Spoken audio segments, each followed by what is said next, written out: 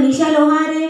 मैं आर्यबाल मंदिर उच्चतर माध्यमिक विद्यालय बोड़ा से मुझे यहाँ शिविर में आने का सौभाग्य प्राप्त हुआ है। इन दिवसीय शिविर जो आयोजित हुआ है, यह सिर्फ एक शिविर में कार्यक्रम नहीं था, बल्कि जीवन को समझने का एक माध्यम सिखाने वाला शिविर था।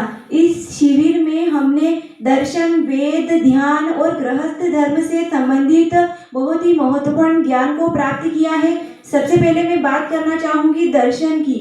दर्शन से हमें यह ज्ञान प्राप्त हुआ है कि जीवन सिर्फ एक भोग का माध्यम नहीं है। जीवन हमें सत्य तक पहुँचने, विवेक को प्राप्त करने का एक माध्यम है। वेदों के विचार से हमें यह सीख मिलती है कि हमें अंधविश्वास को छोड़कर तर्क, ज्ञान तथा आत्मचिंतन के मार्ग को अपनाना चाहिए। ध्यान जो इस शिविर में हमने किया है, तो ध्यान हमारे चंचलशील मन को कंट्रोल करने का एक माध्यम बनता है। ध्यान हमें यह बताता है कि शांति जो है वह बाहर से नहीं आती है, बल्कि यह एक भीतर से ही उत्पन्न होती है। गृहस्थ जीवन के सत्रों में हमें बहुत ही व्यवहारिक और प्रामाणिक ज्ञान प्राप्त हुआ है।